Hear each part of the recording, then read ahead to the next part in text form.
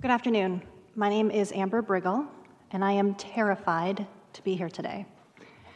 I'm terrified because I'm the parent of a transgender child, and I'm afraid that by speaking here today, my words will be used against me should SB 1646 or SB 1311 pass, and my sweet son, whom I love more than life itself, will be taken from me.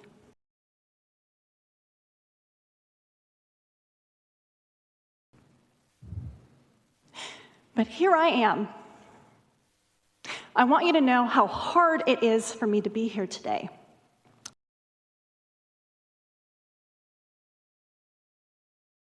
Not only am I terrified for the future of my family, but I'm a small business owner with 2 children at home who are still going to public school 100% online. I have a million better things to do than be here today, like rebuilding my business and supervising my children's online learning and repairing the damage that occurred to my home when the electric grid failed.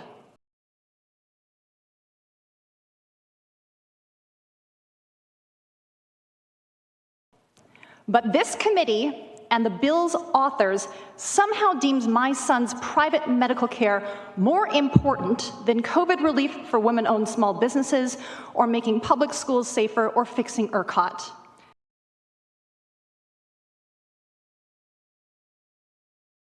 Honestly, these bills are a huge waste of time and tax dollars, but we're all here, so let's do this.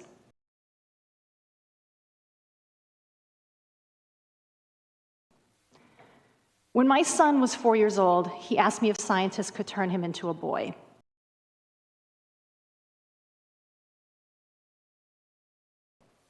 I didn't understand then that he was trans. I only knew that he wasn't like most girls his age, and that something inside him was hurting.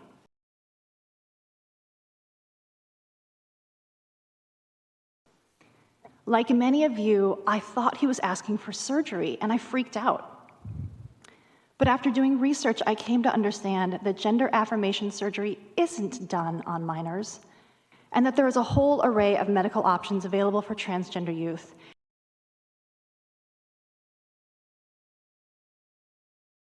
Including hormone blockers, which are 100% reversible, are not new, and are clinically proven to save the lives of the trans children taking them.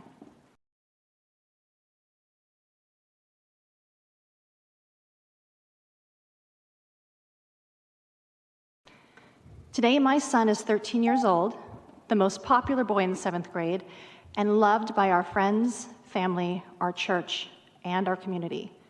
This is possible because he has parents who affirm him and provide him the support he needs. Taking that support away from him, or worse, taking him away from his family, because we broke the law to provide that support, will have devastating and heartbreaking consequences. SB 1646 is a huge government overreach.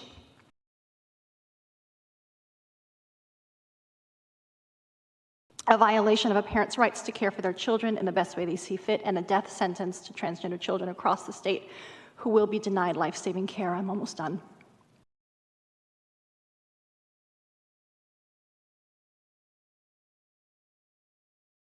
Lastly, to put into context the testimony of your star witness, there's a reason 9 out of 9 psychological professionals cited against Jeff Younger.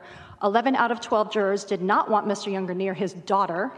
Custody was granted to the child's mother, who is affirming, and that his marriage was annulled because he was convicted of 121 counts of fraud. He is a professional liar and fraud who is exploiting his child for his own personal and financial gain. First off, there's been a lot of misinformation about this whole trial that took place. I was actually there. I was one of the people that helped to break the news.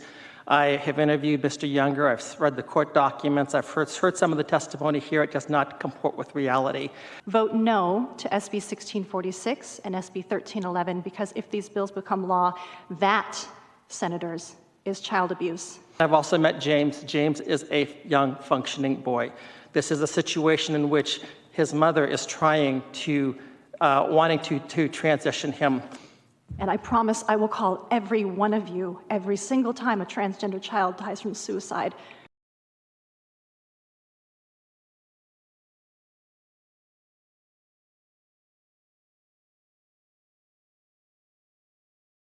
to remind you that their lives could have been saved, but you chose not to.